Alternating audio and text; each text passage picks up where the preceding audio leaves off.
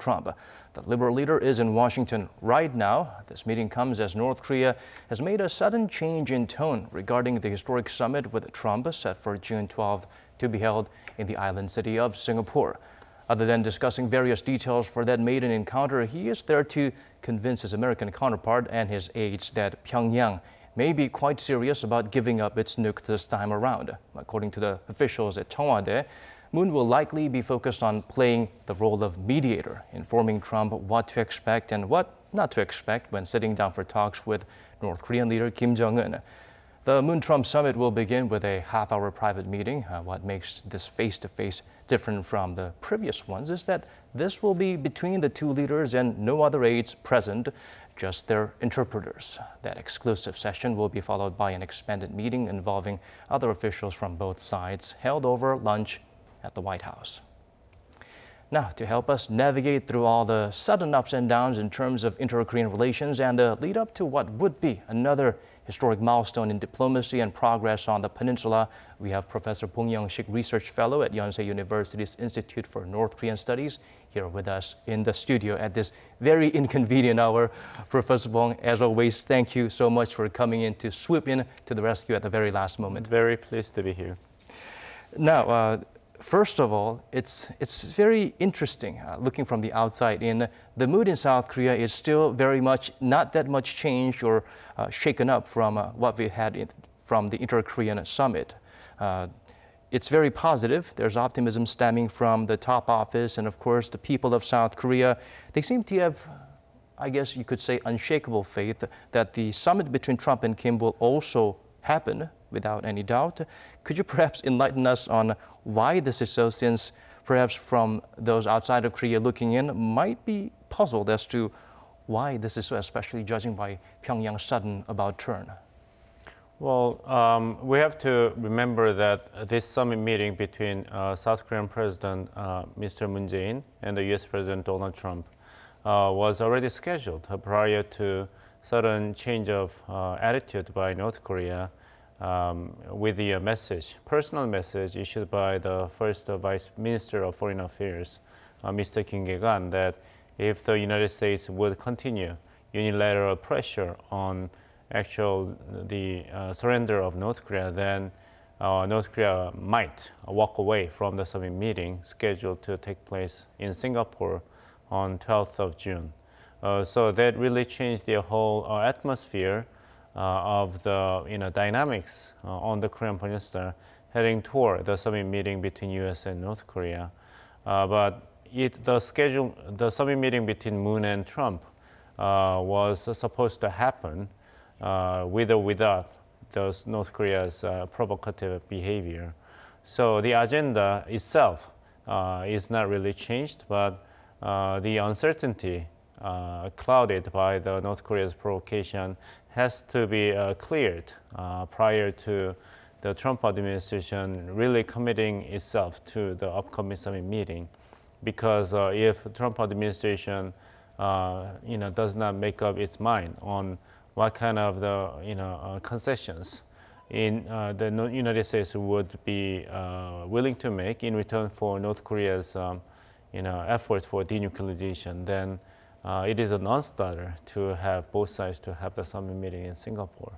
So, as illustrated by one of the statements issued by President Moon Jae-in, that South Korea is ready to provide utmost support for the success of the summit meeting between North Korea and the United States. I think this summit meeting would confirm that both allies remain on the same page. Right, let's go straight to the scene over in Washington, D.C., where the VIPs should be arriving soon for the very important summit, the hotly anticipated meeting between President Donald Trump and President Moon Jae-in. This would not be an unfamiliar sight. We have seen them sit down for talks in a very amicable mood, and I understand that they always start with small talks, very pleasant exchanges. I guess these two are looking more laid back and casual than rather in a diplomatic setting, which is always a great atmosphere or environment for two officials who may not speak the same language to sit down and converse with each other through the help of interpreters. Again, we would like to remind you that this time it's a different type of sit-down for the two leaders this time. It will be just the two of them face-to-face. Of course, they would need the aid of interpreters. We do not have any AI to make sure that process is done yet, so we do have human interpreters in the Oval Office to help with the process. Right now we see the honor guards and of course the entrance at the Oval Office waiting for the VIP, President Moon Jae-in of South Korea, to arrive for the very hotly anticipated summit, because from the United States looking out, they would love to learn more about how to deal with, how to approach the subjects for discussions with North Korean leader Kim Jong-un. He is certainly a very enigmatic figure. Of course, we can't say the same about President Trump in some sense. I guess all the more reasons for a neutral mediator to make sure that the atmosphere is very constructive, that they will not simply turn their backs on each other and just decide to have someone else come in to help mediate the talks. Right, as we continue to watch and keep our eyes on that site where we will see President Moon Jae-in arriving, let's continue our discussions about the atmosphere in South Korea. You did mention that we have firm faith, belief that this will happen. The North Korea's promise and pledges made during the Panmunjom Declaration. I guess it is important for us to be on the side of North Korea, regardless of how the world may judge them in terms of the recent sudden tantrum, I guess you might put it, or insecurity that's expressed. How is it that the Korean public, to outsiders looking in, feel so strongly about showing support for North Korea, which, if you were an outsider reading about all these updates in the peninsula, it's always been about provocations, angry remarks, threats of war from North Korea. It's only been a few months since it changed over to a peaceful mood. How would you explain to foreigners who are unfamiliar with the culture and the history of South Korea that the people of the two Koreas are firmly holding on to hopes that this will turn into something more constructive, that despite the recent hiccups, things will develop as we anticipated in a positive way? Well, South Korean government has a huge stake in the successful summit meeting between U.S. and North Korea, because South Korea has been working as a self-appointed objective interlocutor between North Korea and the United States in the absence of any reasonable trust between these two adversaries. And okay, Professor, I'm sorry I have to cut you there, because we see a very familiar face, President Donald Trump, waiting with open arms to welcome President Moon Jae-in as he get off his vehicle. Let's watch how the two respond in this long overdue meeting. It hasn't been that long, but it feels like they are old friends again. Very friendly atmosphere. Again, it seems like they're wearing matching ties.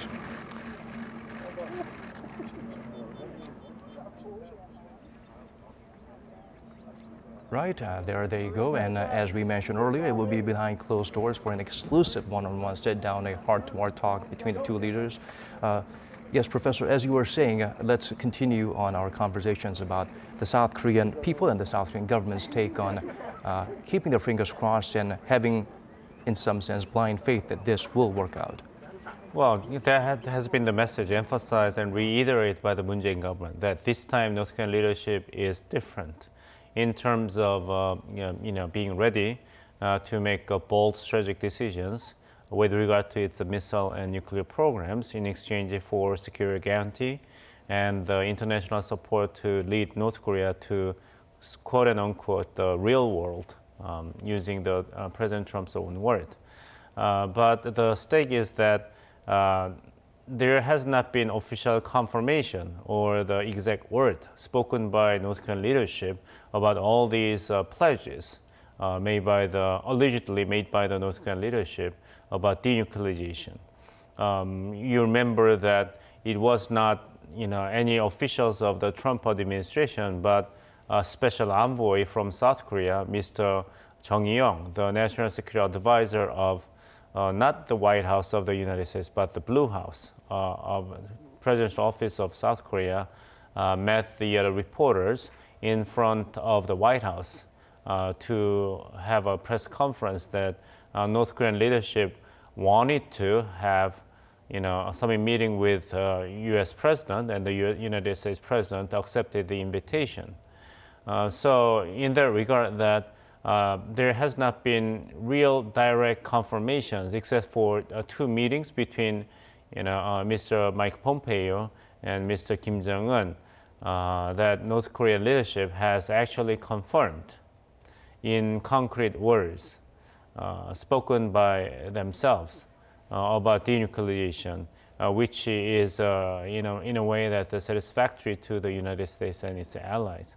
So this summit meeting is another opportunity for leaderships of South Korea and the United States to compare their notes and information, so to speak, about how much genuine intentions and strategic determination North Korean leadership actually possesses for denuclearization.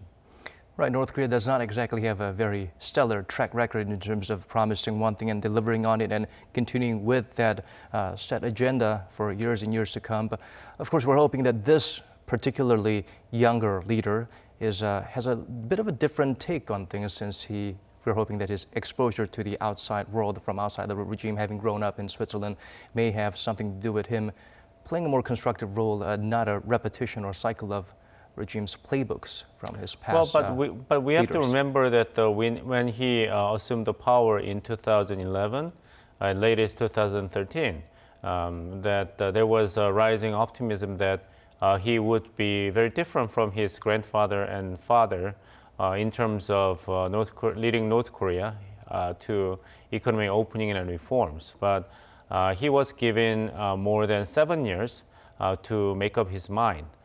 To become, North Korea's Park Chung-hee or North Korea's Deng Xiaoping, but we have not seen any concrete, signs that he looked really committed to economic pragmatism, even at the expense of completion of its nuclear and missile programs.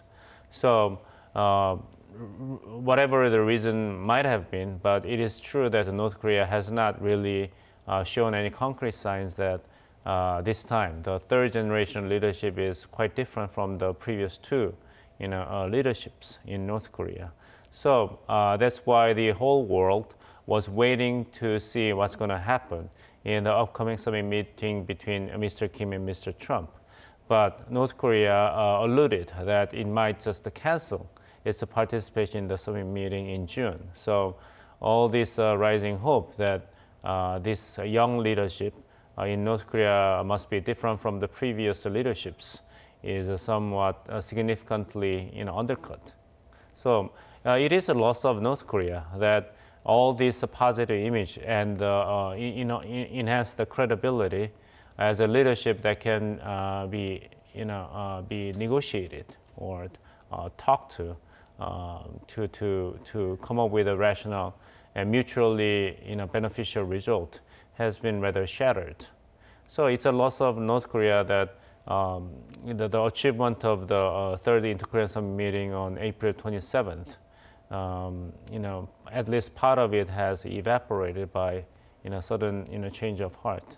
So that accounts that North Korea's anxiety about the regime security and its fear to open up to the outside world are so significant that its adherence to nuclear weapons and missiles as the best guarantor of the system, is still unchanged.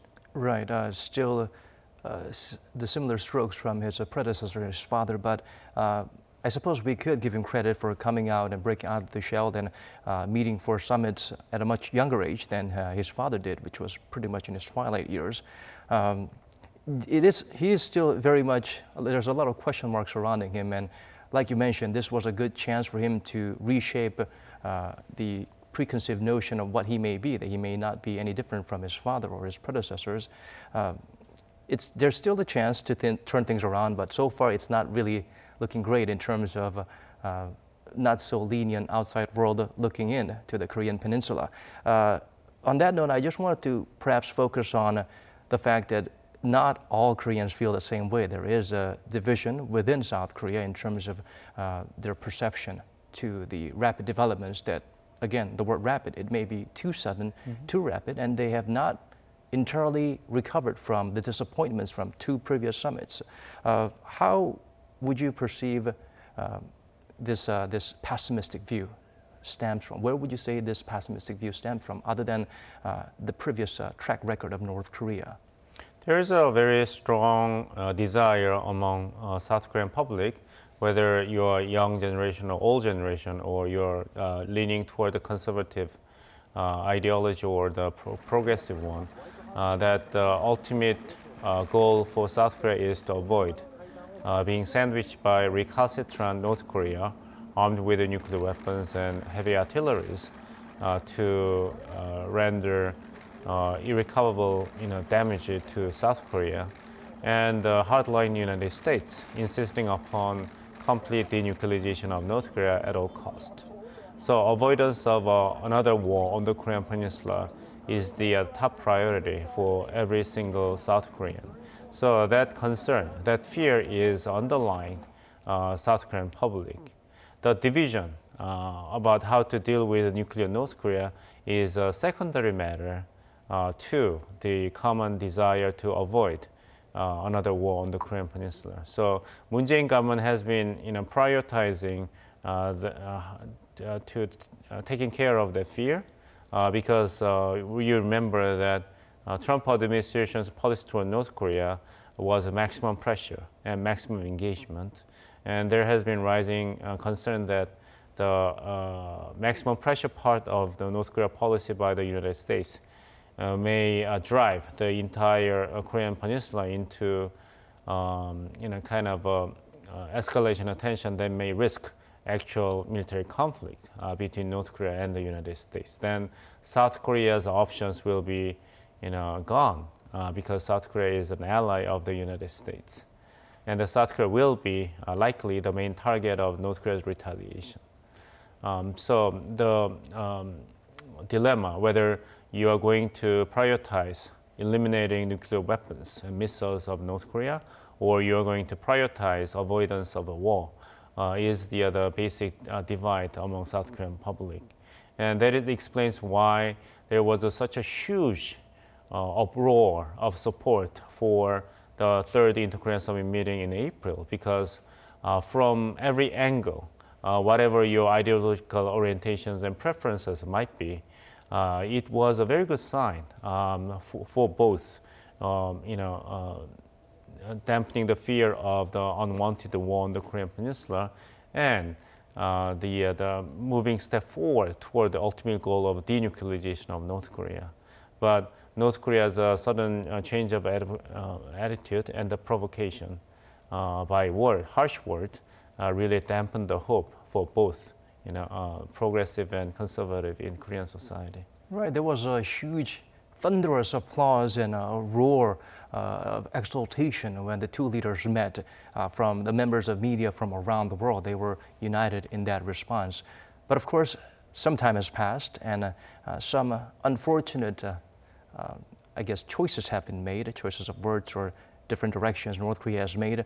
How far have we come in terms of losing faith in North Korea, in terms of foreign countries that perhaps applauded North Korea's possible turning over a new leaf? Well, I guess the bigger damage has been done on the outside the Korean Peninsula, outside South Korea, because there is a more skeptical voice in Washington, D.C. That North Korea cannot be trusted, judging from the track record of the past 25 years. So South Korea's very positive approval of the Inter-Korean Summit meeting was used as a kind of barometer for outside and experts looking at North Korea, that this time North Korean leadership might be substantially different from the previous two leaderships. But now South Korean public is getting pessimistic about North Korean leadership being different from the predecessors. So it might trigger a downward spiral, decrease of the trust or positive image of North Korea. We have to remember that it is the same Kim Jong-un who was so welcomed as a warm, charismatic leader with a sense of humor at the summit meeting with President Moon Jae-in of South Korea, who killed his own half-brother and uncle, and still maintain lots of political prison camps. And the party, the Korean Workers' Party, has not really done anything that actually enhanced the livelihood of the North Korean people.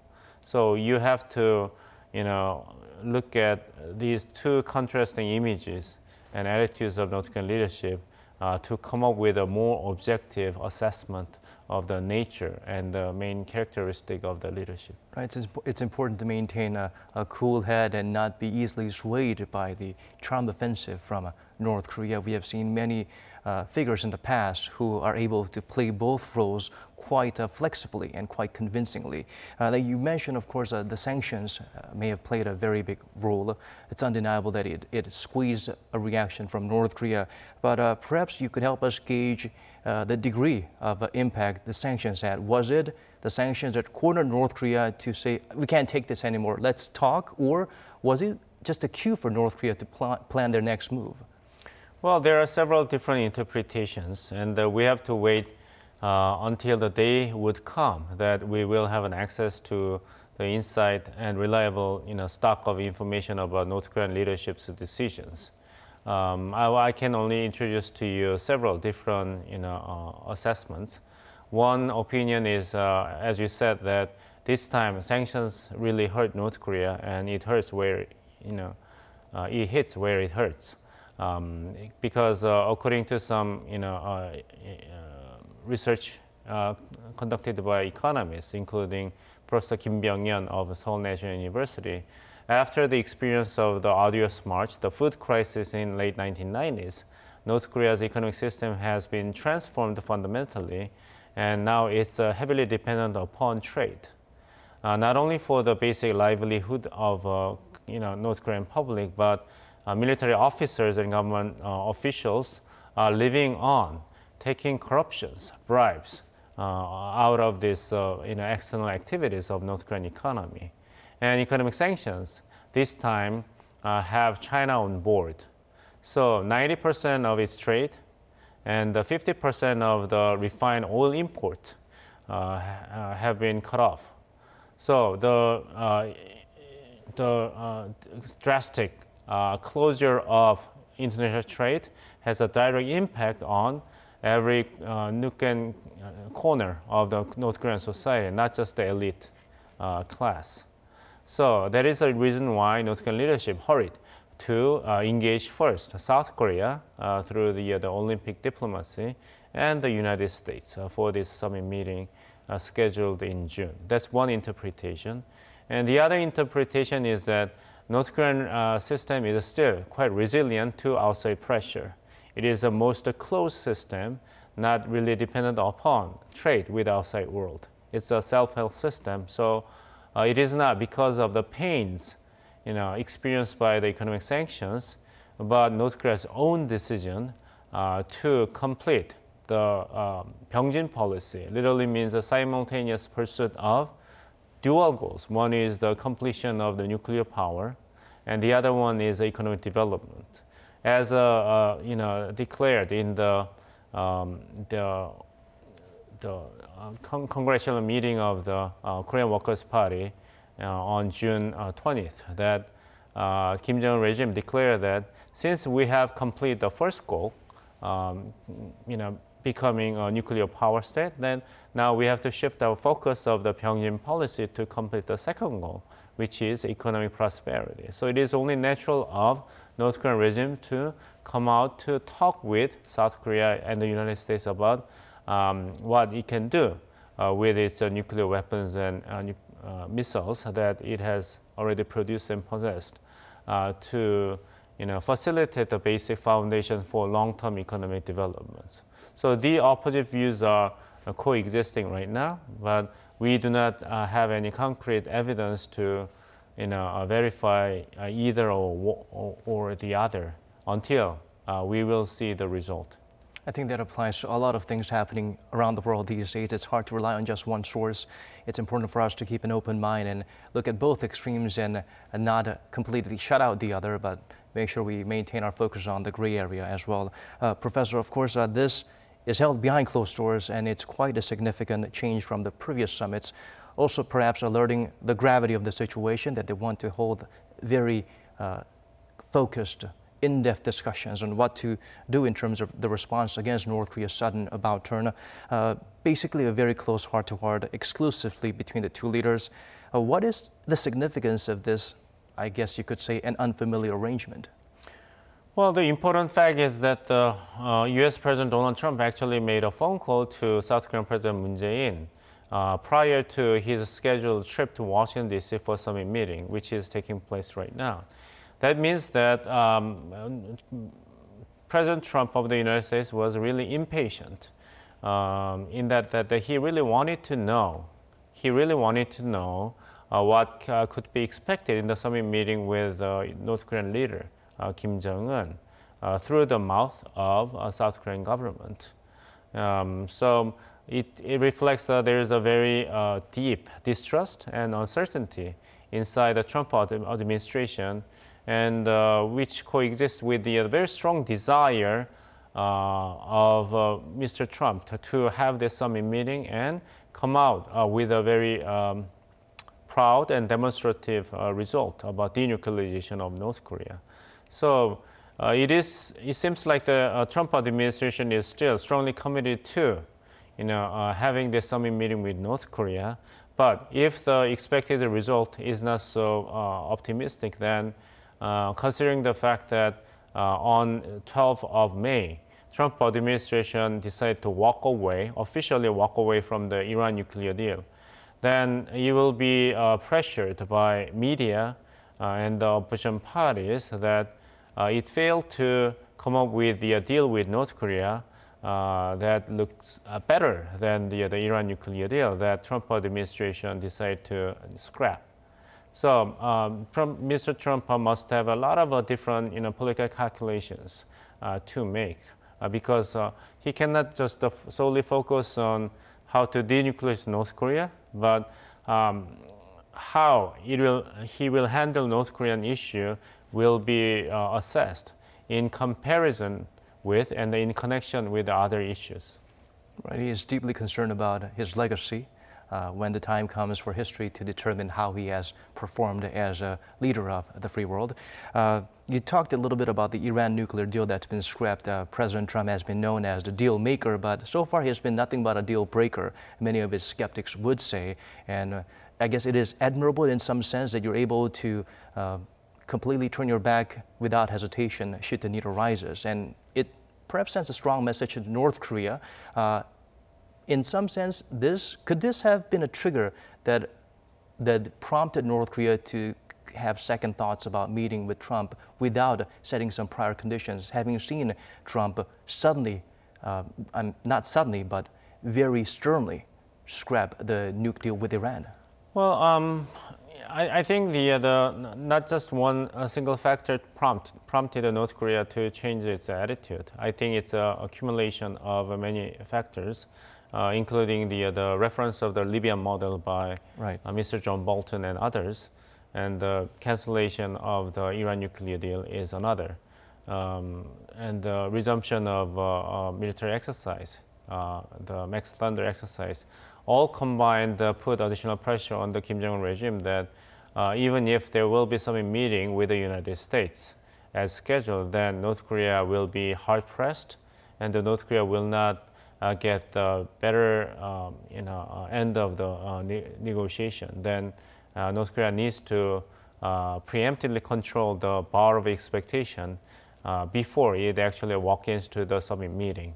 So I guess the cancellation of the high-rank government-to-government meeting with South Korean government and the statements issued by the Rodong Shinmun and first Vice Minister of Kim Gae-gan were carefully orchestrated to deliver this anxiety that North Korea wanted to lower the bar of expectation that what North Korea is going to concede in the summit meeting.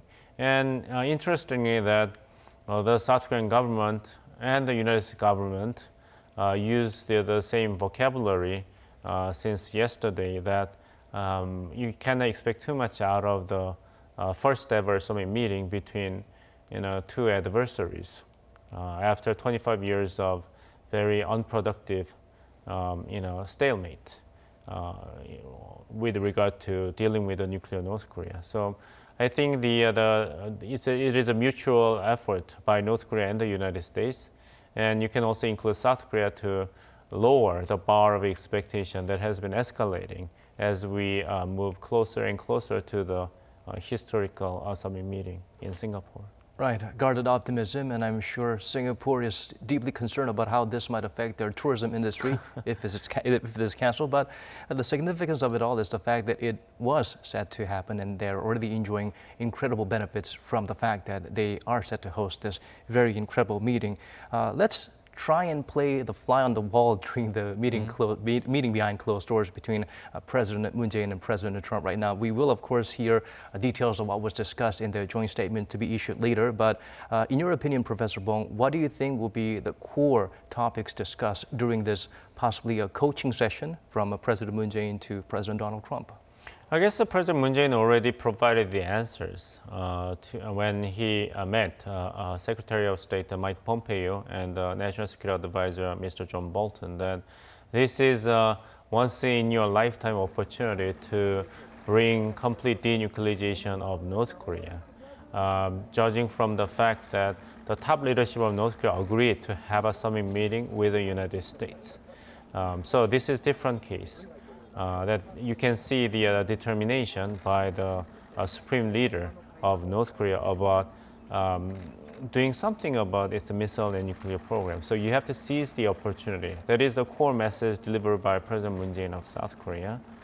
And South Korea would also try to persuade the Trump administration that North Korea's concern for security guarantee is far deeper than the outside would anticipate. So there must be something very pragmatic and effective to deal with this deep-seated sense of anxiety and fear about survival of the regime.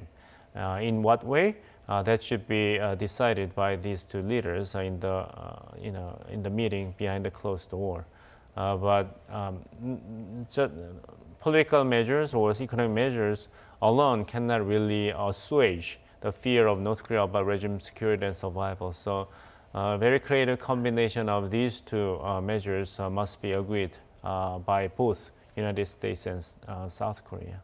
Right, we've heard about the book Fire and Fury, but in terms of the contrasting characteristics of President Moon Jae-in and President Trump, it will be fire and ice, and that might be a very successful ingredient, right mixture of both sides to coax North Korea. Or if you mix fire and ice, you only have a very lukewarm water, right, which is not so useful in any way. So I think that is North Korea's a strategy to drive a wedge between Washington and Seoul. But at the same time is not really on North Korea's side anymore. This is a huge difference between current situation and the previous nuclear crisis of North Korea. I introduced two different perspectives on the impact of economic sanctions on North Korea, whether economic sanctions was mainly accountable for North Korean leadership to decide to come out to talk. But either way, it is undeniable that North Korea has been feeling the cumulative pains of economic sanctions under the Trump administration. Lifting economic sanctions will be the critical component of the success of the denuclearization of North Korea, and United States' capacity to hold on China's participation on the blanket economic sanctions cannot be expected to be permanent or unconditional.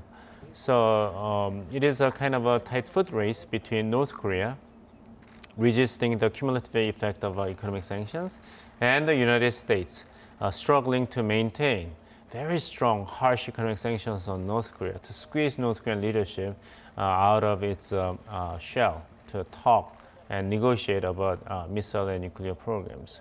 Which side will arrive, will endure longer? That has to be, we have to watch and wait and see. Right. It looks like we have been taking turns. The sanctions seem to have reaped some benefits in terms of evoking a strong response from North Korea, and South Korea's warm, I guess, moonlight or sunshine approach has its impact clearly felt from North Korean regime's change in attitude as well. We're also curious, Professor, about the possible internal changes within the regime. We did learn through other defectors that there are North Koreans with access to what it's like outside of the regime, and perhaps it's impossible as time progresses in this 21st century to completely shut them out from any noise or possible ideas of how things could be different or how things are different from outside the hermit kingdom. How much of this could be affecting the leadership to react in such a way that we have not seen before in terms of quickly warming up to opening up to the rest of the world? Once again, North Korea is a most reclusive and exclusionary regime in the entire world. So, but they can't maintain that control forever. Right. Getting access to the inside information about North Korea is very difficult. But former diplomat of North Korea, Mr. Tae-yong-ho, who defected from United Kingdom, just published his autobiography. And in that book, he described that information cascade has been already taking place inside North Korea, thanks to the widespread of the USBs and the access to the internet through Chinese systems. Korean dramas, soap operas, and songs, as well as the documentaries, are quite popular and readily accessible to ordinary North Korean citizens. And he described that although the central government has been trying to enforce the law to prevent North Korean citizens from having access to those materials, now it is a subject of the bargain between the security officers whose responsibility is to enforce the law and the consumers of the South Korean pop culture products. So there is a kind of a market price set to each item. Like you have to bribe a certain amount of money to the security officer if you are discovered by the security officer for watching Korean drama. So the enforcement of the law has not been really taking place, but the spread of information has not been stopped. So Kim Jong-un leadership must have found another source of legitimacy and popular support other than relying on the Juche ideology or the execution of fear among the public. And giving the people what they want, somewhat. Right. So that is why I made a reference to the potential desire by the Kim Jong-un leadership to emulate the success of Deng Xiaoping leadership in China and the Park Chung-hee leadership in South Korea. The dictatorships continue, by different means, because the public, condone the dictatorship because the living standards continue to improve. That might be the model that Kim Jong-un has in mind as he, prepares for the summit meeting with the United States. Right, there's been nothing but sticks, sticks, and sticks, and no carrots for the people in the regime so far. So perhaps a little shift in terms of the incentives that the regime could provide to its people could lead to a benefit to its economic growth in some sense, I suppose, because so far they are deeply deprived and deeply hungry, and that ultimately leads to a weaker morale or belief in the system. So it is right, but downside of economic opening and reform is that it may help enhance the living standards that bring economic prosperity. And they want more. Right, and they will, that might just whet the appetite of the public to demand more. And if the government fails to keep up with the rising demand and appetite of the public, then the legitimacy of the government will be deeply undercut. And at the same time, economic opening will introduce more objective information about the outside world. So North Korea is not a typical socialist system, but it's more like a theocracy based upon personality cult of the Juche ideology. So Kim Jong-un's power base hinged upon the Juche ideology will be experiencing a great deal of challenge. So no wonder North Korean leadership is feeling a great deal of the anxiety and insecurity as it prepares for the summit meeting, focus on nuclear and missile deal with the United States. Right, they don't want the people to sense that some being that they worshipped can bleed. Right. That's their insecurity. Well, Professor, let's take a little breather. Again, if you are just joining us at this hour, this is Arirang TV's special coverage live coverage of a historic meeting, rather a prelude to a historic meeting. President Donald Trump and South Korean President Moon Jae-in are sitting down for their high-stakes summit right now with just interpreters by their sides. So while we wait for the result from that meeting, let's delve deeper into how this encounter at the White House could impact the planned North Korea-U.S. summit in Singapore. We turn to our Cha Sang-mi for this analysis. South Korean President Moon Jae-in began his trip in Washington for his meeting with U.S. President Donald Trump. Their discussions will focus on North Korea, with just over 3 weeks remaining until the planned summit between Trump and North Korean leader Kim Jong-un. Experts say Moon will play a crucial role in terms of coordinating the two countries' North Korea policies. It is also important for the President Moon to mediate the differences between the U.S. and North Korea. It seems to me that North Korea still favors this gradual, phased approach, action for action approach, whereas Mr. Trump and the Trump administration favors much faster approach toward denuclearization.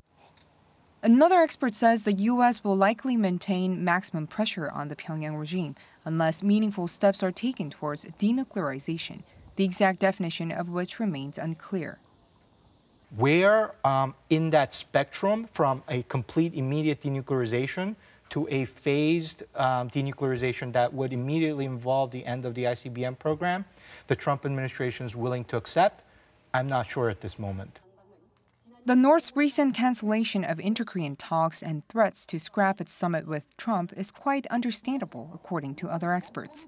They say the joint South Korea-U.S. exercises are ill-timed, given the ongoing peace negotiations. North Korea is a little bit more difficult. They go back and forth. They have this sort of strategy for engagement, like yes, no. But their basic principles regarding engagement with the world and approach to the nuclear weapons, etc., have been quite logical over the last 20 years. Whether any form of denuclearization will occur or if the peace talks will resume, experts unanimously say nobody will know until the June meeting. Cha Sang-mi, Arirang News. Now, Professor, going back to Secretary of State Mike Pompeo's meeting, even before he sat down for talks with President Moon Jae-in, first and foremost, when he arrived in Washington at this hour, he was, I guess, a pathfinder or a trailblazer in some sense for the U.S. government. He was the first to make contact with Kim Jong-un. It seems like he had a very constructive and productive meeting with the enigmatic North Korean leader. Mm-hmm. Right. The first sign was the release of 3 U.S. citizens, and the Trump administration welcomed them in a very grandiose manner. There was a first victory scored, and publicized in the U.S. media for the Trump administration. But the most important thing on the table is not human rights issues at this moment, but denuclearization of North Korea, the nuclear warheads and missiles. So in that regard, the game has not been really started yet, but the circumstances have been improved by some measures taken by both sides, North Korea and the United States. So the brunt of the whole situation is how much reliable commitment of the denuclearization North Korean leadership has been delivered to Washington through the two visits by Mr. Mike Pompeo and through other channels to the United States. And whether North Korea has found the concessions or the deals United States has proposed to North Korea through those channels, satisfactory to North Korea's own strategic calculation. I think there is a kind of a disjoint between North Korea and the United States about what to expect from this summit meeting in Singapore. That is why both sides urge South Korea to be kind of a mediator or interlocutor. But at the same time, that is a very difficult situation for South Korea because South Korea wants to work as an intermediary or interlocutor between North Korea and the United States. But it does not want to be the target of blame if things would turn awry. Right, and when things turn bad, it's right. It doesn't want to be instantaneous for people to blame the messenger. Right, right. There is a rule in the Just War theater that you never kill the messenger, but in the movie, some messengers were killed. I think we've seen that happen quite a lot. Right. I think that's one of the reasons why I did not become a reporter growing up, because in movies, reporters who tend to convey the message end up, with not such a positive outcome. So I think the President Moon Jae-in is trying to walk on a very tight rope in his meetings with Secretary Pompeo and the Security Advisor John Bolton, that United States has to seize the opportunity, and North Korean leadership has demonstrated verifiable commitment to denuclearization. But by saying so, South Korea has put too much credibility at stake. What if North Korea's words will not be kept by North Korea's action, or it will be discovered that North Korea has been all along just play tricks without any genuine commitment to denuclearization? Then not only North Korea will be blamed and criticized, but also South Korea's credibility will be lost. So this is a huge gamble taken by Moon Jae-in, governor of South Korea. Right.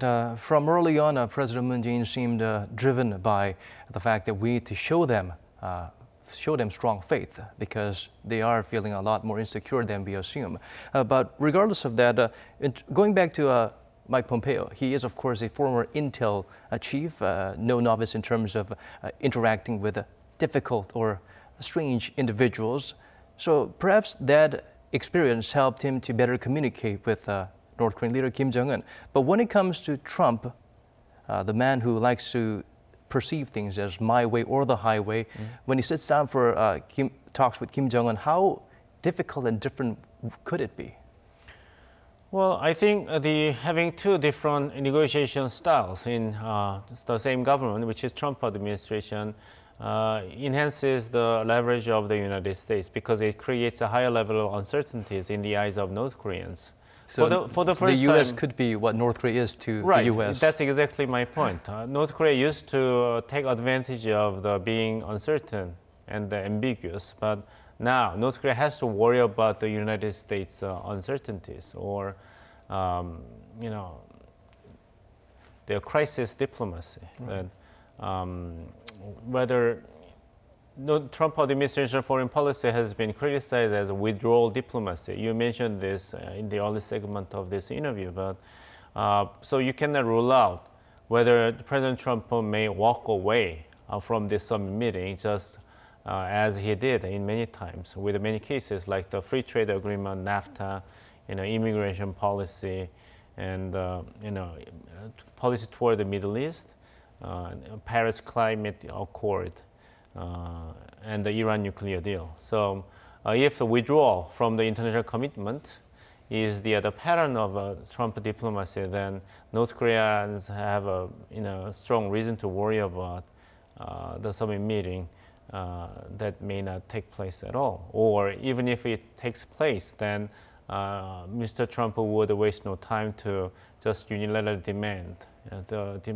demand the concessions, which North Koreans may not find acceptable. Then right. So summit meeting will take place, but the summit meeting will very quickly become apparent failure. Right. judging from what you've covered on the U.S. administration in North Korea, clearly there's a method to their madness and they know what they're doing. We are also hearing just not too long ago that Reuters have announced that President Trump mentioned something about North Korea. For quite some time. Right. Let's hear it straight from the horse's mouth. Things. Obviously, North Korea is the big one. No matter how big trade is, North Korea, in this case, is the big one. And we'll be discussing that. We'll also be discussing trade. We have a very big trade arrangement that we're renegotiating right now with South Korea. They've been excellent people to work with for the Trump administration. And we will have some pretty good news, I think, on trade. And we'll be discussing other things. But the big topic will be Singapore and the meeting, see what happens, whether or not it happens. If it does, that'll be great. It'll be a great thing for North Korea. And if it doesn't, that's okay too. Whatever it is, it is. But I look forward to spending quite a bit of time with the president, and I think a lot of good things will happen. I want to thank everybody for being here. Mr. President, great honor. Thank you. Thank you.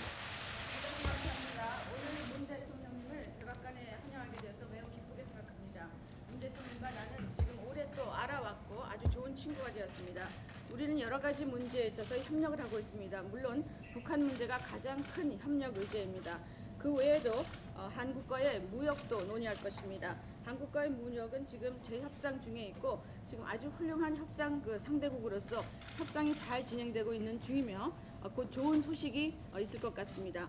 물론 아주 중요한 싱가포르 회담에 대해서도 논의를 할 것입니다. 싱가포르 회담이 열릴지 안 열릴지는 두고 봐야 될 것입니다. 만일 그것이 열린다면은 아주 좋은 일이 될 것이고 또 북한에도 아주 좋은 일이 될 것입니다. 만일 열리지 않는다면 그것도 괜찮다고 봅니다. 문 대통령께 여러 가지 협력에 대해서 감사드리고 또 오늘 좋은 회담이 되기를 바랍니다. 예, 감사합니다. Thank you very much. I know that you have very busy schedules, and we are at a very crucial time ahead of the North Korea-U.S. summit. Thank you for making your time, and thank you for your very warm welcome and hospitality. First of all, I would like to extend my deepest sympathy to President Trump and the people of America for the Texas school shooting a few days ago, which took away the lives of innocent victims. Moreover, I would like to congratulate you once again on the safe repatriation and return of American citizens who were held captive in the North. Thanks to President Trump's strong vision and leadership, we are now awaiting the first ever North Korea-U.S. summit. And the Korean Peninsula has taken a step towards the long wish of a complete denuclearization and world peace. I believe that President Trump will make this achievement possible, which no one has done during the past decades.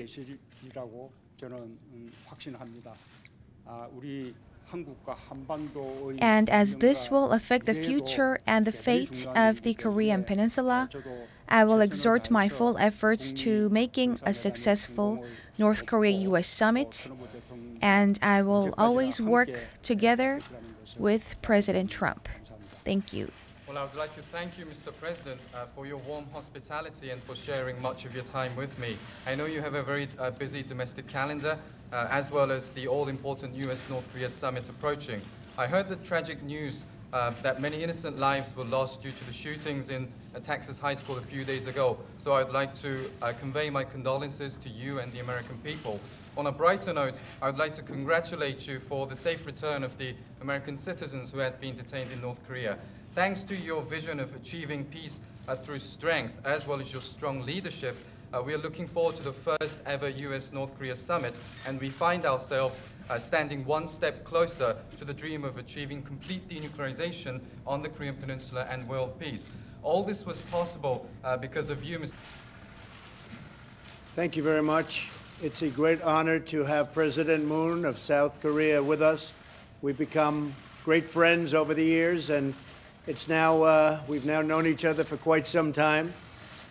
We're working on many things. Obviously, North Korea is the big one. No matter how big trade is, North Korea, in this case, is the big one.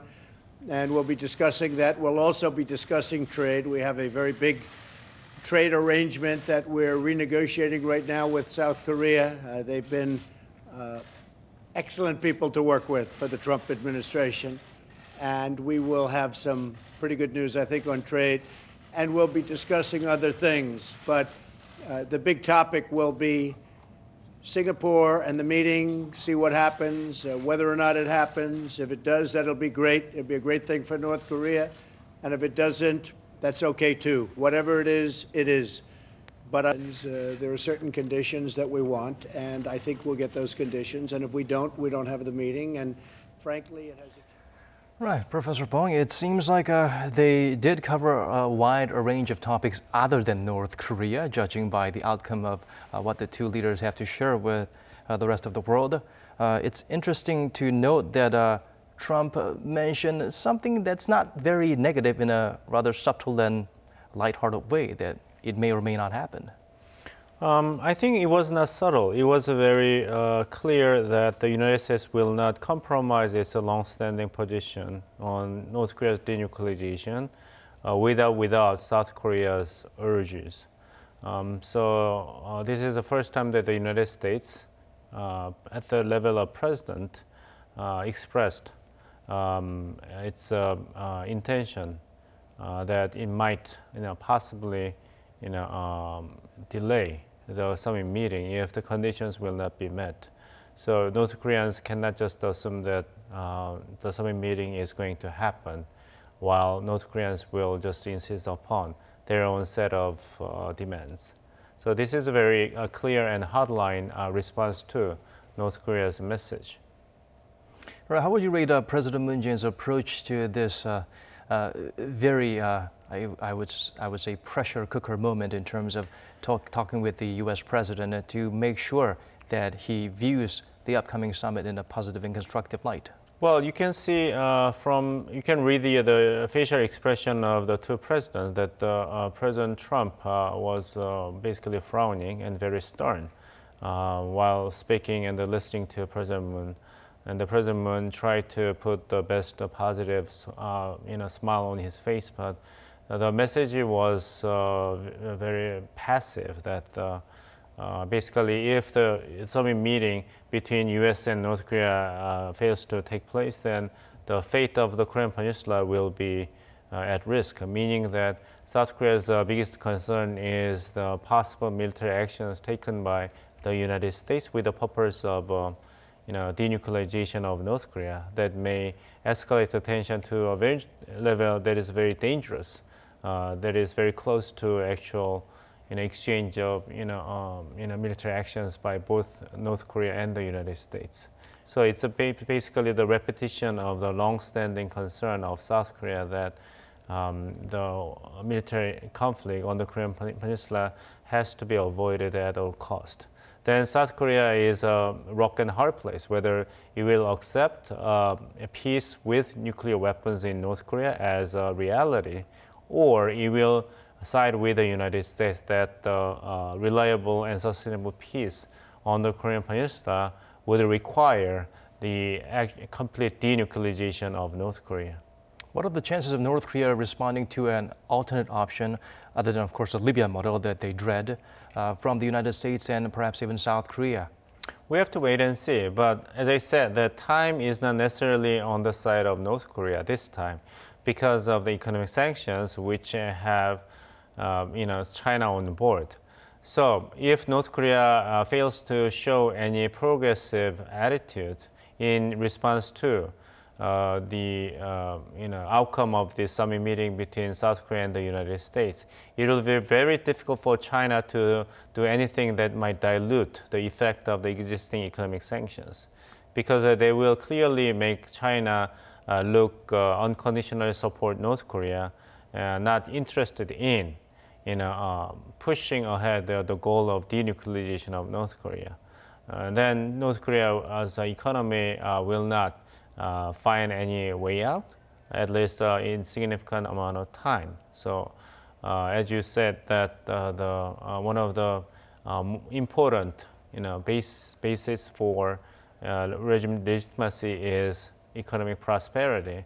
And if Kim Jong-un regime fails to improve the economic situation, then the regime security and survival, the most important goal of this leadership, will be jeopardized.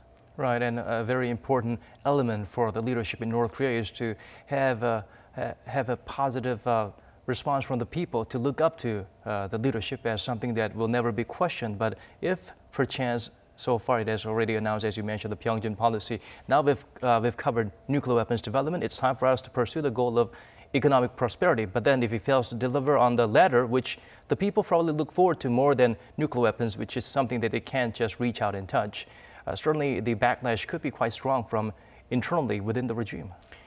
At least in the short term, the regime can resist the impact of not having some meeting with the United States by further mobilizing the ideology and the party discipline. But I think that strategy has been, discovered that having inherent limitations, because you are dealing with different generations in North Korea. So North Korean leadership has to find some way, alternative ways to, appease the public. And there's inherent limitations for South Korean government to actually assist the North Korean leadership to earn time, because of South Korea has been also participant of the existing economic sanctions, passed through the United Nations Security Council and led by the United States and South Korea's own unilateral economic sanctions. If North Korea is not going to demonstrate different attitude, then it will be very difficult for Moon Jae-in government to justify a sudden change of the policy direction. Right. It's been a very familiar playbook, or rather the plays from a familiar playbook page from North Korea, and it must be difficult for the regime to suddenly fervently find ways to improvise and find new ways to respond to the sudden change of attitude from the United States as well, as we've witnessed just recently. Right. I mean, North Korea is dealing with a very different United States this time. United States, borrowing your own description, acting like North Korea in dealing with North Korea. So Trump administration repeatedly emphasized that it's not going to repeat the same mistakes done by the previous governments. Right, no more strategic patience, which is to do nothing. Right. So I think President Trump means what he said, that if the summit meeting does not take place because conditions are not met, then we can just wait longer until the conditions will be ripe. We can just postpone the summit meeting until new development will take place. So as I said, that the United States government is very different. South Korean government is trying to persuade the Trump administration that this time North Korean leadership is different, but the United States responded saying that we are different too this time. Right. We've seen the North Korean regime repeat its cycle of showing that they're willing to change and then going back to its old ways. So far, this will be the third time, the third summit. It certainly seems to be driving them to a very dangerous corner. Is there no turning back from here on? Will they get a second chance? Well, North Korea can just wait until there will be blames assigned to the United States being unreasonable, too hardline, and towards Japan, whispering wrong message in the ears of the Trump administration to put other issues on the table, like the human rights violations, abductions, and chemical and biological weapons. But shifting blames to the United States and Japan will be short to change the whole dynamics, because at the end of the day, you have to have the summit meeting to deal with the nuclear and missile issues directly between North Korea and the United States. So North Korea can work on shifting the blames to other countries, such as Japan and the United States. And South Korean public may be swayed by this strategy, but that doesn't really change the whole dynamics, because the United States government will not feel tremendous pressure to devise its course of action in favor of having the summit meeting without maintaining the same demands on North Korea for denuclearization. Do you think perhaps President Trump and his administration already had their mind made up even before this meeting with South Korean President Moon Jae-in? Was he hoping that President Moon could come and offer something that could completely change his mind in some way when he already had it? I think it's both. I think there was a basic strategic goal already set inside Washington, but at the same time, it doesn't hurt the Trump administration to see what kind of the alternatives or additional measures South Korea may offer in the already scheduled summit meeting, which was held today.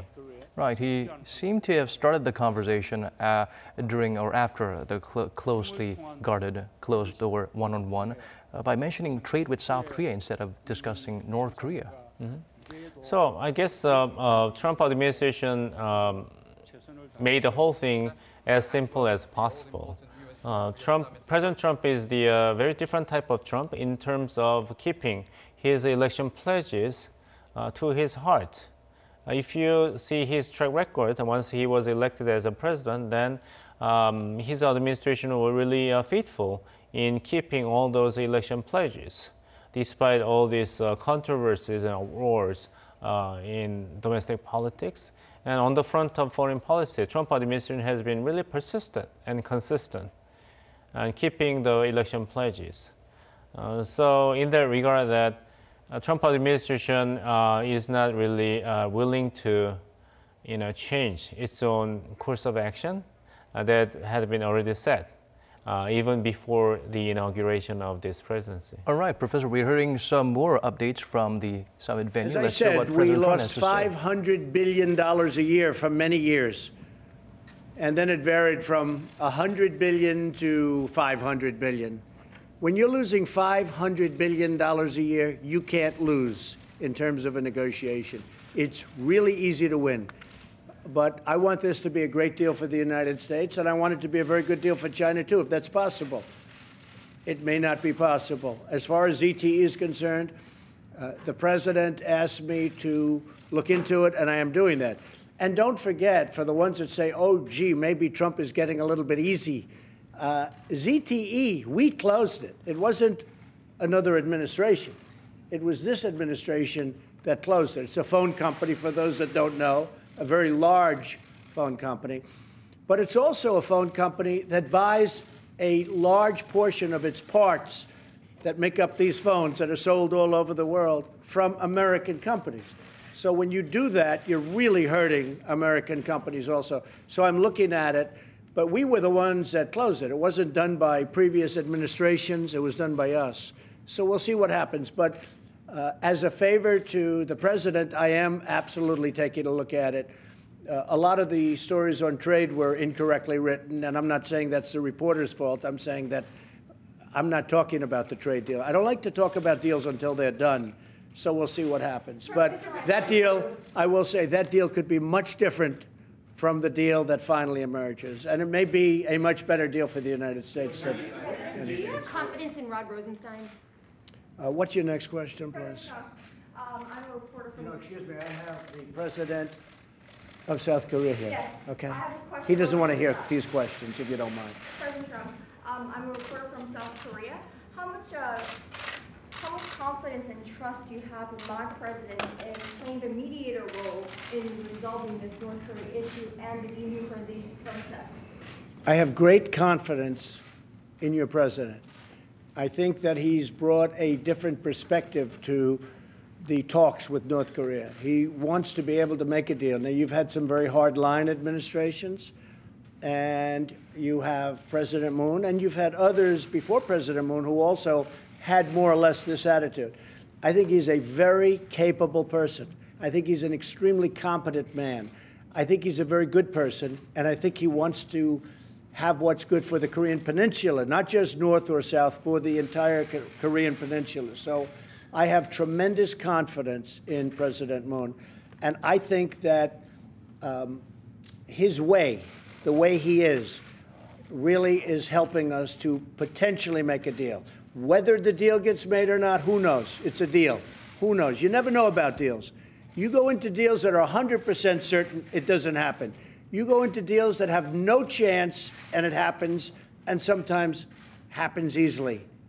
I've made a lot of deals. I know deals, I think, better than anybody knows deals. You never really know, and that's why I say to you. But I will tell you, this is a good man, and he is a very capable man. And I think South Korea is very lucky to have him.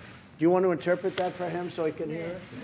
Because, you know, he's not hearing what we're doing here. Go ahead. Wait, we'll just let that be interpreted. 그 북한과 미국 간의 그런 중재자 역할에 대해서 신뢰를 갖고 계시냐라는 그런 질문했습니다. 나는 그 문 대통령의 능력을 굉장히 크게 신뢰하고 있다. 라고 말씀하셨고요. 지금 그 문 대통령이 아니면은 이 문제가 여기까지 오지 않았을 것이다. 이 문제에 대해서 특히 문 대통령께서 많은 기여를 했다. 한국에는 예전에도 많은 대통령이 있었습니다. 그렇지만은 지금까지 여기까지 올 수 있었던 것은 문 대통령의 기회가 아주 컸던 것이고 능력이 있으시고 또 아주 좋은 사람입니다. 지금 문 대통령은 이번에 그 협상을 한국이라든지 북한을 위해서만 하는 것이 아니라 전체 한반도 전체를 위해서 지금 노력을 하고 있습니다. 그래서 아주 큰 신뢰를 가지고 있고요. 또 여러 가지 지금 하고 있는 방법이 잠재적으로 가능성이 큰 방법으로 지금 나아가고 있습니다. 하지만 과연 그 북한과의 그런 협상이 잘 이루어질 것이냐 안 이루어질 것인가는 두고 봐야 되겠습니다. 나는 이런 협상에 대해서 상당히 많은 경험을 가지고 있습니다. 어떤 경우에는 협상에 들어감에 있어서 가능성이 0이었는데도 100으로 그 협상이 이루어지는 경우도 있고 가능성이 굉장히 컸다가도 전혀 이루어지지 않는 경우도 있습니다. 그래서 일단 가봐야 되겠습니다. 하지만 한국은 문 대통령이 대통령인 것은 아주 운이 좋다고 생각합니다. Did I do a good job? I can't do better than that. That's called an A+ rating, right? So I can't do better. Okay, we'll take a couple of more. Go ahead. What are your conditions for a meeting with Kim Jong-un? You said you Well, I'd rather not say, but we are working on something, and, you know, there's a chance that it'll work out. There's a chance, it's a very substantial chance that it won't work out. I don't want to waste a lot of time, and I'm sure he doesn't want to waste a lot of time. So there's a very substantial chance that it won't work out, and that's okay. That doesn't mean it won't work out over a period of time, but it may not work out for June 12th. But there's a good chance that we'll have the meeting. Mr. President, maybe I could ask UN President Moon this question. In terms of denuclearization, should it be an all-in-one, or could it be incremental with incentives along the way for Kim Jong-un to denuclearize? Well, all-in-one would be nice, I can tell you. I'm not going to go beyond that. It would certainly be better if it were all-in-one. Does it have to be? I don't think I want to totally commit myself, but all-in-one would be a lot better. 지금 비핵화가 한꺼번에 일괄 타결이 되는 것을 원하는지 아니면 단계적으로 점진적으로 비핵화가 되어야 된다고 생각하시는지 물었습니다. 거기에 대해서 답변이 한꺼번에 일괄 타결되는 것이 바람직하다. 그것이 더욱더 낫겠다. 완전히 그렇게 해야 된다는 것은 아니지만은 전체적으로 봤을 때 한꺼번에 빅딜로 타결되는 것이 바람직하다라고 얘기합니다. Or at least for physical reasons over a very short period of time. You know, you do have some physical reasons that it may not be able to do exactly that. So for physical reasons, over a very short period of time, essentially that would be all in one. 그런데 한꺼번에 이루어진다라는 것은 어떤 물리적인 여건으로 봤을 때 불가능할 수도 있으니까 물리적인 그러한 이유 때문에 아주 짧은 시간 내에 이 그 딜이 이루어졌으면 바람직하겠습니다. President Trump, I'm a reporter from South Korea. If the North Korea and Kim Jong-un decide the CVID, will you really guarantee the safety of the regime of North Korea? I will guarantee his safety, yes. We will guarantee his safety. And we've talked about that from the beginning. He will be safe. He will be happy. His country will be rich. His country will be hardworking and very prosperous. They're very great people. They're hardworking, great people. Look at what happened with South Korea.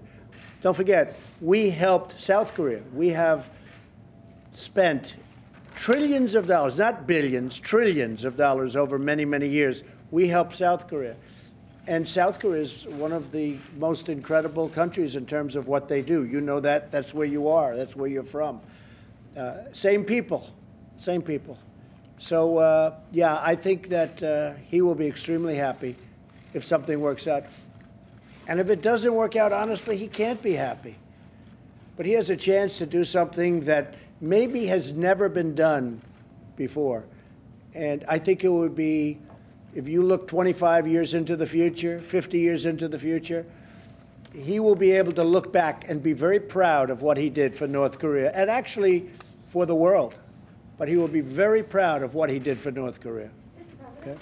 Mr. President, what do you want to ask President Moon about his own summit with? 김정은이 그 CVID를 요청을 한다라고 하면은 체제 정권을 보장해 주시겠습니까? 라는 질문이 있습니다. 트럼프 대통령의 답변은 보장하겠습니다. 그거는 처음부터 보장하겠다고 얘기를 해온 것입니다. 그리고 또 그 김정은은 안전할 것이고 또 굉장히 그 아주 기쁠 것입니다. 또 북한은 굉장히 번영될 것이고 북한 국민은 아주 열심히 일하는 국민입니다. 그래서 아주 북한 국민들을 위해서 또 한국을 위해서도 상당히 좋은 일이 될 것입니다. 미국은 아시다시피 지금까지 한국에 수조 달러의 지원을 해왔습니다. 그리고 지금 한국을 보시면 얼마나 세계에서 훌륭한 국가인지 다 아실 것입니다. 북한도 같은 민족을 가진 사람들입니다. 그렇기 때문에 이번에 이 협상이 잘 이루어진다면 김정은 굉장히 기쁘게 할 것이고 만약에 이루어지지 않는다면 내가 솔직히 말해서 김정은은 그렇게 기쁘지 않을 것이라고 생각이 됩니다. 하지만 지금 김정은은 역사상 없는 가장 큰 기회를 갖고 있습니다. 그럼 뭔가를 해놓을 수 있는 그런 기회를 가지고 있습니다. 그래서 25년 지난 다음에 50년이 지난 다음에 아주 상당히 자랑스러운 그러한 일을 할 수가 있습니다. 이것은 북한 국민들뿐만 아니라 전 세계를 위해서 한반도를 위해서 굉장히 좋은 일을 할 수 있는 그러한 기회가 지금 그 김정은 그 위원장의 손 안에 있습니다. And just to finish that, because it's a very important question, South Korea, China, and Japan, and I've spoken to all three. One I happen to have right here. They will be willing to help, and I believe invest very, very large sums of money into helping to make North Korea great. 네, 그리고 한 가지 중요한 말씀을 더 덧붙이도록 하겠습니다. 한국과 중국, 일본, 그리고 한국 대통령이 내 옆에 계십니다. 이 3국과 다 내가 대화를 했습니다. 이 3국 모두 북한을 도와서 북한을 아주 위대한 국가로 만들기 위한 아주 많은 지원을 지금 약속하고 있습니다. What do you want to hear from President Moon about his own summit with Kim Jong-un? What can he tell you as you're preparing for the meeting in Singapore? Well, that's what we're here for. He's going to tell me. He's got his own meetings that he's had. We're going to discuss that. He may have a meeting coming up. He may not. The word is that he may not. It may be directly with us. It may go directly to us in Singapore, or it may be at a later date. But that's one of the reasons that he's here to talk about that. Is there anything you want to ask him specifically? Nothing. No. We speak a lot on the phone. This should not be that long a meeting, actually. I mean, President Moon may have a meeting with He may or may not. He may or may not. Right now, he doesn't know whether or not he has a meeting. But he may or may not have a meeting with Kim Jong-un. 질문은 지금 남북 그 정상회담 때 어떠한 경험을 듣겠느냐, 말씀을 듣고 싶느냐라고 질문을 하셨고, 지금 문 대통령께서 오신 게 바로 그러한 문 대통령의 의견을 얘기하기 위해서 왔던 것입니다. 그 문 대통령께서 내가 싱가포르에 그 북미 회담 전에 북한을 만날 수도 있고 또 나중에 만날 수도 있겠습니다만은 이런 여러 가지 그 다양한 얘기를 지금 들을 것입니다. 그리고 우리는 자주 통화를 하기 때문에 뭐 그동안에 어떤 얘기를 안 한 것이 많지는 않습니다. Okay. Mr. President, are you pleased with how the trade talks with China went?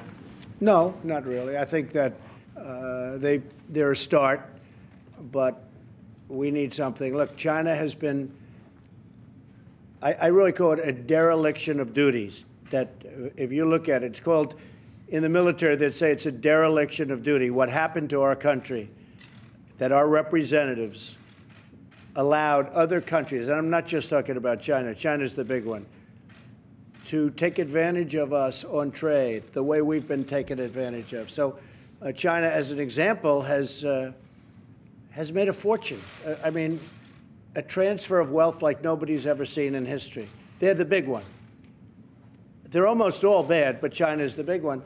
So no, I'm not satisfied, but we'll see what happens. We have a long way to go. But I wanted to go fairly quickly. You know, you're talking about numbers like that. You're talking about billions of dollars a week, okay? So when they say, oh, let's meet in a couple of weeks, oh, that's $2 billion, right? I view it that way. You know, we're talking about billions of dollars a week that we suffer, we lose. And so we're looking to go quickly. I will say I'm a little disappointed because when Kim Jong-un had the meeting with President Xi in China, the second meeting, the first meeting we knew about, the second meeting, I think there was a little change in attitude from Kim Jong-un. So I don't like that.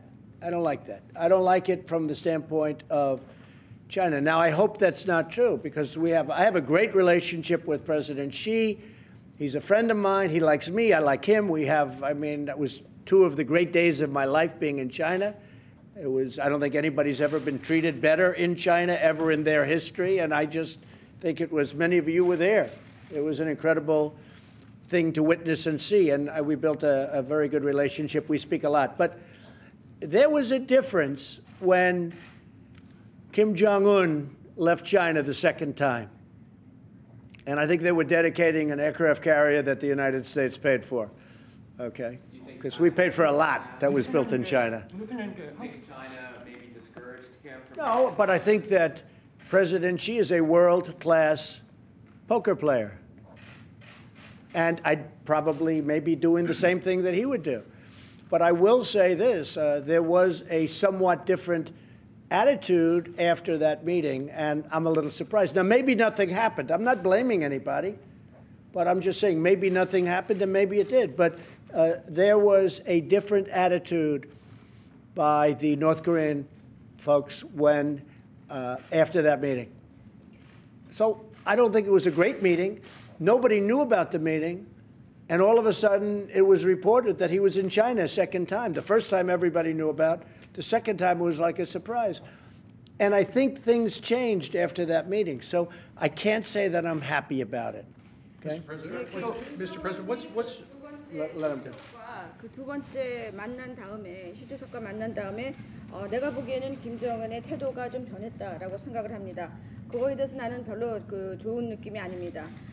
그렇지 않기를 바랍니다. 왜냐하면 나는 그 시 주석과 굉장히 좋은 관계를 유지하기 때문입니다. 그리고 여러분들도 아시다시피 내가 중국을 갔을 때 아주 중국에서 큰 환대를 받았습니다. 하지만 그 김정은 위원장이 중국을 2번째 방문하고 떠난 다음에 태도 변화가 있었던 것은 사실입니다. 이것이 과연 또 질문이 그렇다면은 그 기자의 질문이 그렇다면 중국이 어떤 북한에게 그 미국과의 관계에 대해서 약간 부정적으로 얘기를 했다고 보느냐라는 질문이 나왔고 트럼프 대통령 거기에 대해서 그건 내가 알 수가 없습니다. 시 주석은 세계 최고의 그 도박사 포커 플레이어라고 볼 수가 있습니다. 뭐 나도 마찬가지라고 봅니다만 어쨌든 만난 다음에 태도가 변한 것은 사실입니다. 어쩌면 거기서 아무 일이 일어나지 않았을 수도 있고 일어났을 수도 있습니다만은 거기에 대해서 중요한 것은 그 시 주석과 김정은 위원장과의 만남에 대해서 아무도 몰랐다는 사실입니다. 그리고 그 이후에 다들 놀랐죠. 그리고 어느 정도 태도 변화가 있었다라는 그 부분만은 사실인 것은 틀림없습니다. Now, President Moon may have a different opinion. I'd like to have your opinion on that. What you thought of the second meeting with President Xi? What is your feeling? You may have an opinion. 문대통령께서는 그 2번째 시 주석과의 김정은과의 만남에 대해서 내가 생각하는 것과 다른 그 생각을 가지실 수도 있겠습니다. 그래서 문 대통령께서 그 의견에 대해서 다른 의견이 있으시면은 지금 말씀하셔도 좋을 것 같습니다. And I don't want to get him in trouble. He lives right next to China. You know, he's not too far away. 그런데 아마 문 대통령께서는 좀 조심하셔야 될 부분도 있겠습니다. 왜냐하면 바로 옆에 북한과 바로 옆에 사시니까요. 그래서 뭐 공경에 빠뜨리고 싶은 마음은 없습니다만. 예, 우선 이 북미 정상회담이 성공할 수 있을 것인가? I think a lot of you are curious about a successful North Korea-U.S. summit and whether we could achieve complete denuclearization of the Korean Peninsula. And I believe that there are a lot of North Korean, Beijing's perspectives. Skeptical views within the United States about whether the upcoming U.S.-North Korea summit will truly be successful and whether the complete denuclearization of North Korea will be realized. 그러나 과거에 실패해 왔었다고 이번에도 실패할 것이라고 미리 기대한다면 had failures in the past, expecting another failure would bring no development in history. Assume that because it all failed in the past, it will fail again. 지금까지 북미 간에 여러 번 합의가 있었지만 we had a lot of agreements between North Korea and the U.S., but it is the first time that the two leaders will exchange opinions. The United States and North Korea previously, but this will be the first time that there will be an agreement between the leaders. 더구나 그 정상회담을 이끄는 분이 바로 트럼프 대통령. Moreover, it is President Trump who will lead this summit. The person who is in charge is President Trump. 트럼프 대통령은 지금의 이 극적인 변화, President Trump 긍정적인 has 상황 변화를 이끌어내셨습니다. led the positive President changes. Trump has been able to achieve this dramatic and positive change that you see right now. 예, 저는 트럼프 대통령께서 And I truly believe that President Trump will bring a successful North Korea-U.S. summit and solve and to end the Korean War, which has been going on for the past 65 years, and bring a complete denuclearization of the Korean Peninsula and establish a long-lasting peace on the peninsula and establish diplomatic relations between North Korea and the U.S. And this will be a big transformation in world history. And this will be made possible thanks to President Trump, and I have firm belief, and I will exert my full efforts to support him. That President Trump will be able to achieve a historic feat of making the upcoming U.S.-North Korea summit successful and end the Korean War that had been lasting for the past 65 years, and also along the way achieve complete denuclearization of North Korea, establish a permanent peace regime on the Korean Peninsula, and also normalize relations between the United States and North Korea. I have every confidence that he will be able to make a historic turnaround in this sense, and I will spare no effort to provide all necessary support. 예, 그리고 그것은 북한에게도 체제의 And this 안전을 will also benefit North Korea by securing their regime and prosperity. And this will be a very good for North Korea as well. All of this will lead to a great thing, that it will also guarantee the security of the North Korean regime and also promise a peace and prosperity for North Korea as well. Mr. President, do you believe that President Xi is committed to peace and committed to North Korea's denuclearization? I would like to think so. I hope so. I mean, we're dealing mostly on trade, but you see, when I'm dealing on trade, I have many other things in mind also. Every time I talk to China about trade, I'm thinking about the border, because that border is a very important element in what we're doing. It has been cut off largely, but it's been opened up a little bit lately. I don't like that. I don't like that. So we have a very powerful hand on trade. And when I'm thinking about trade, you know, I read you folks and you say, well, why doesn't he do it? There's a much bigger picture that I have in mind.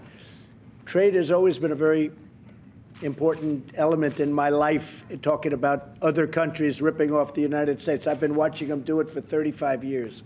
I've been watching them do that for so many years.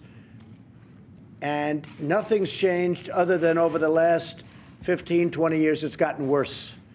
And it's not just China. But when I think of trade with China, I'm also thinking about what they're doing to help us with peace with North Korea. That's a very important element. So we'll see how it all works out. But